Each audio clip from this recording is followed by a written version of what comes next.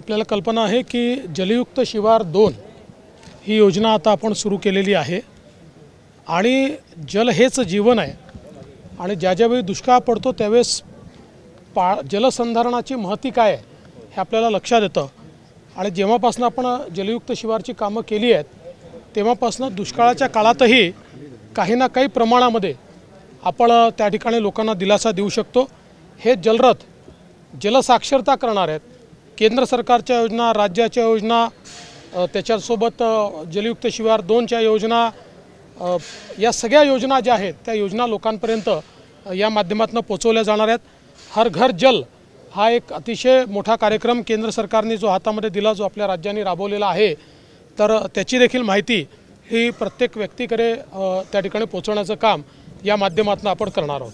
Sir, गेल्या काही दिवसात गुन्हेगारीच्या घटना मोठ्या प्रमाणात वाढलेल्या आहेत, गोळीबाराच्या सर्रास होत आहेत। आजही भाजपचे एक नगरसेवक होते चाळीसगावचे, त्यांचा आज मृत्यू झालेला आहे, माजी नगरसेवक। असं आहे की ज्या काही घटना घडलेल्या आहेत या व्यक्तिगत वैमनस्यातनं घडलेल्या घटना आहेत। त्या घटना गंभीरच आहेत, त्याची गंभीरता मी नाकारत नाही, पण व्यक्तिगत वैमनस्यातनं घडलेल्या या घटना आहेत।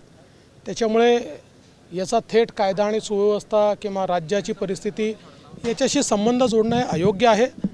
प्रत्येक ज्या काही 2-3 घटना आहेत त्याच्या पाठीमागे काही वैयक्तिक कारणं आहेत, त्यांचे वैयक्तिक एकमेकाशी हेवेदावे आहेत, त्यांचे काही भांडणं आहेत, त्यांचे काही व्यवहार आहेत आणि त्यामुळे त्याही बाबतीत आम्ही जी काही कारवाई करायची आहे ती कडक कारवाई करतो। घोसाळकर प्रकरणामध्ये एका पक्षाचा महिला किंवा पुरुष प्रवक्त्याचा हात आहे, याची निष्पक्ष चौकशी करावी अशी मागणी विजय वडेट्टीवार यांनी। विजय वडेट्टीवारांना तसं काही फार माहिती नसतं, ते अशा काहीतरी सनसनाटी गोष्टी बोलत असतात।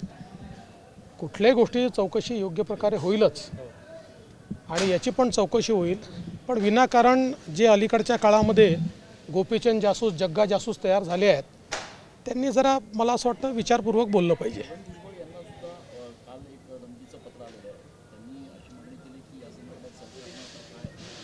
असं आहे की छगन भुजबळजी यांना आम्ही सिक्युरिटी दिलेली आहे। मध्यंतरीच्या काळामध्ये त्यांना ज्या धमक्या आलेल्या आहेत त्यानुसार त्यांच्या सिक्युरिटीचा रिव्ह्यू घेण्याचे आदेश देखील आपण दिलेले आहेत। त्यामुळे मला असं वाटतं की योग्य काळजी सरकारच्या वतीनं घेतली जाईल। जरांगे पाटील आले होते नाशिक दौऱ्यावर, साल्हेर किल्ल्याच्या इथे त्यांचं असं मत आहे की माझ्या अंगावर एक गाडी घातली जात होती, माझा घातपात करण्याचा हा प्रयत्न होता। मला याची कल्पना नाही, पण असं काही असेल तर जरूर त्याची चौकशी करू आम्ही। सरकार जर गुंडांच्या मागे उभं राहिलं तर राज्यामध्ये खून खराबी वाढतील अशा प्रकारचं विधान उद्धव ठाकरेंनी। बघा, पहिल्यांदा तर मला असं वाटतं की म्हणजे आता त्यांची जी भाषा आणि त्यांचे जे शब्द आहेत ते पाहिल्यानंतर आता माझं ठाम मत झालेलं आहे की उद्धवजींच्या डोक्यावर परिणाम झाला आहे।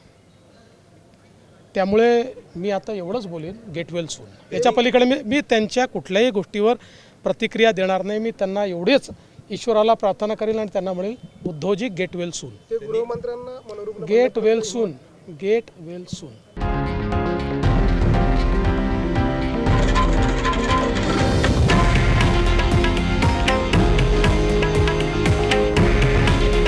हे आहे देशातील नंबर 1 न्यूज नेटवर्क आणि आपण पाहत आहात TV9 मराठी। काळजी तुमची, हित महाराष्ट्राचं।